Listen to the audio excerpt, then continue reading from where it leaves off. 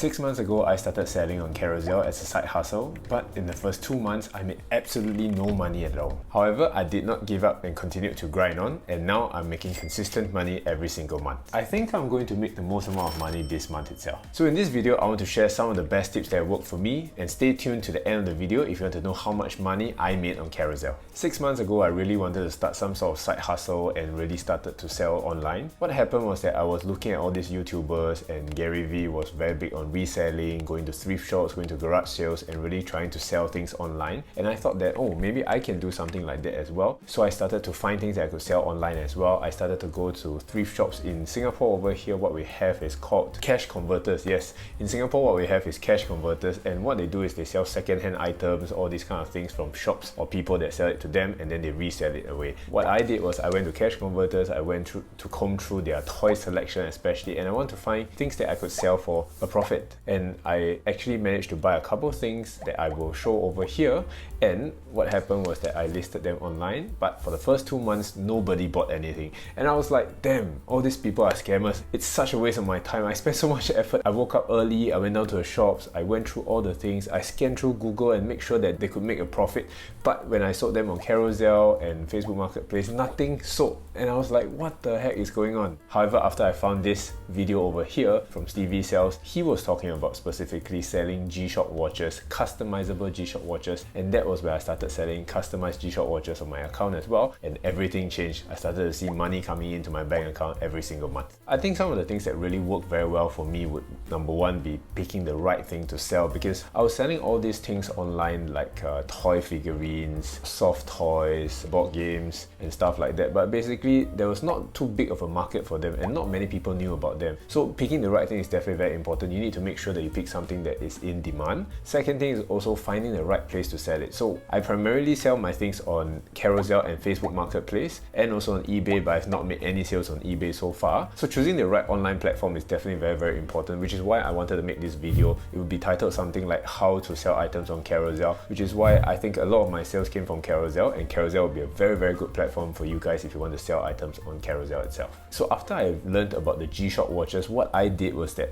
I went to Carousell to find my competitors. A lot of people were already selling G-Shock watches, especially the customizable G-Shock watches. A lot of them are selling it, but I don't think there are a lot of very big time sellers out there. There's only a couple of big time sellers out there, I think maybe 1 or 2, and I wanted to be one of them. But then what I did was that I was able to minimize my risk. I searched their listings to make sure that I find the most popular items, and then I tried my best to replicate them. I also look at their price that they are really offering for the listing, and I undercut that price by maybe $20, $30 to make sure that you're the best option for your customers, because you're not trying to fight with the big timers out there, but you're just trying to be a little bit cheaper and offer the same kind of value, same kind of quality, and people will choose you over the big time sellers. I think this also helps to minimize the risk a lot, because the big time sellers have already put in the money, put in the effort to really spend basically they've already undertaken the risk to sell these watches, to have inventory as well, and then to make sure that, oh, when they put them out online, you can see, oh, what are these watches that people are interested in. You can just glance at the demand. Usually on Carousell, people like to show how popular these listings are basically on whether they like the photo itself, they like the listing, they favorite the listing, and then it will be on their favorite list. You want to find those watches, or you want to find those listings that have very, very high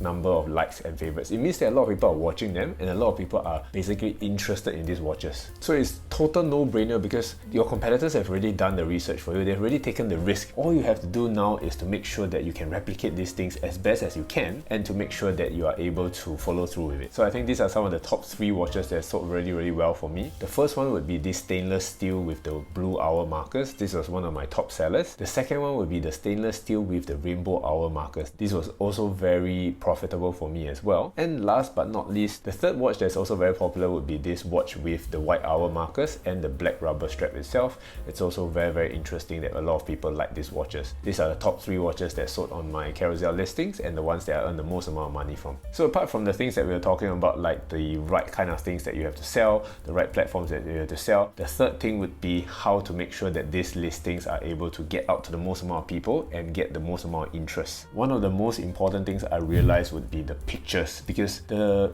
thing that they had in common for these 3 watches that sold really well, I think was by luck, was that I took great pictures of these 3 watches. I have other watches on my listings as well, but if I compare them, I realized that even though a lot of people are looking at my watches watches, or basically the pictures that I took of these watches, they were not as great as these 3 watches itself, which is why probably those 3 watches sold even better. I think the main difference was that the pictures were a lot different. The pictures for these 3 popular watches were so much better taken compared to the other watches, and I think that's something that you guys have to focus on, which is to take high quality value pictures of these watches. It's not anything too fancy. I just kind of use this black table that I have in front of me. I put my watches on them. I have a little bit of a light coming in, and then I take photos with my iPhone on it in my room itself. But you want to make sure that at least you are taking very high quality photos, and what happens is I will import these photos onto Photoshop. I'll do a little bit change of little bit of their lighting, a little bit of the saturation here and there, but otherwise I want to make sure that I spend at least a bit of effort on how the watch looks like. And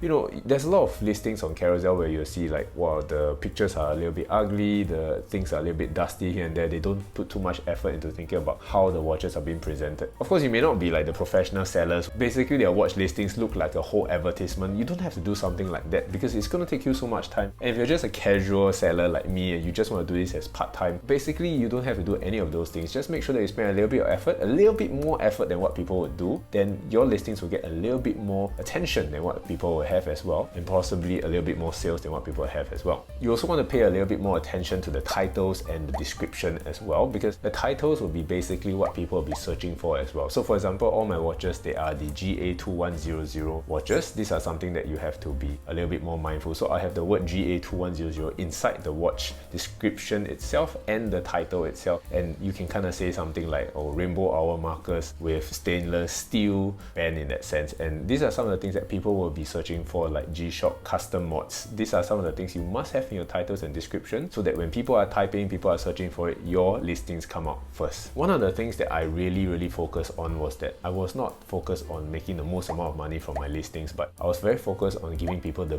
best quality experience, the best quality service when I am really servicing them and they're buying my watches from me. So you can start from something as simple as when people message you on Carousell. When they message me, if I'm working, okay, I can't do anything about it, but if I'm on my phone or I'm free, I reply them very fast, and I usually just respond to them as quick as possible. At the same time as well, I do it as politely as I can as well. If they're doing delivery, I will make sure that I tell them when I pack it. I'll send them pictures that I am delivering it, send them pictures on updates and all these things, on telling them the whole process to make sure that they are actually kept updated and they really appreciate what you're doing for them. Once everything is settled as well, and then when they're happy, what's very important is that you can ask for them to leave a review for you. And more often than not, I think the people that I ask, they actually give me very good reviews, and they're all 5 stars. You can actually see, I can actually link down below my Carousell kind of account, and you can see all the reviews that I had. That's all been actually pretty good. Just like how all of us, when we buy things online, we usually would first look at the item, second look at the price, and thirdly we look at the reviews. Those products that I initially wanted to get, but if I see the reviews are really bad, I would just scrap them and really find another product where I can see good reviews. This is something that I do. I don't know if everybody does it, but I want to make sure that at least when people visit my listings and people visit my account, they can see that I provide good quality service to everyone out there. So if you're talking about my growth on Carousell itself, the first 2 months when I sold on Carousell, nothing sold at all. Absolutely nothing sold at all. The next 2 months, I think I sold for about 3 watches and I earned $150. The next month itself, I probably sold around 4 to 5 watches and I was earning around $300. This month itself, if I'm able to break the high score again, then I'm going to be earning anywhere between $500 to $600 this month selling online for my G-Shock watches. So all in all, I think if we total everything up itself, just on Carousell itself, the amount I've earned from selling this 4 to 5 months have been around $700 itself. Of course, I made a little bit more money if you count in Facebook Marketplace as well, but this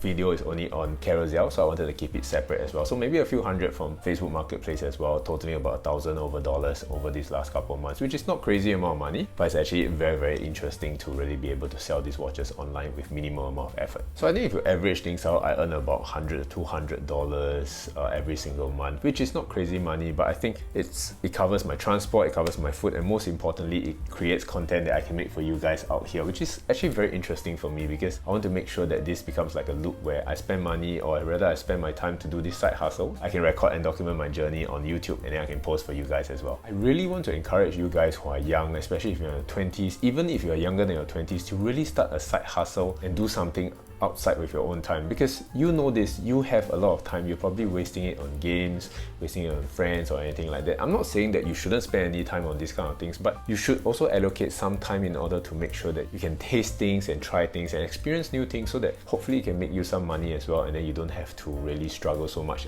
when you grow a little bit older. I'm in my late 20s right now, but I wish I started this when I was a little bit younger. I think what's important as well is that you can also go and try things so that you can document the journey, much like what I'm doing for you guys as well. And from that, you're also showing people and inspiring people that it is possible to do any of these things, and it's possible to sell things online, sell things on Carousell and make some money on it. It's probably also important to show the good things and the bad things and just document the whole process and show people that it is possible to do these things, and just show your whole life and be as transparent as you can. So whatever that you've been itching to do, please just go ahead and do it. Stop procrastinating, stop second guessing yourself. You never know what could happen. This video could go viral, whatever it is that you are doing could go viral, whatever it is could work out for you. More often than not, I think we usually fail and things fall short, but that's okay, because all these things, you're not doing it for the success or the failure. You're basically just doing it for the process itself. Learn to enjoy the process. I'm trying to learn to enjoy the process as well, and this is my journey in documenting it and trying to learn to enjoy the process. If my video has inspired you guys to do anything, I'm more than happy to listen to any of your stories or experiences. So feel free to comment down below, or even to PM me or email me any of your stories, just to tell me what you have been going through. If you enjoyed this video about how to make money online, then you might also enjoy this video right here that will tell you more about how to get your first 100 subscribers on YouTube. Thanks for watching, and I'll see you guys in the next few videos.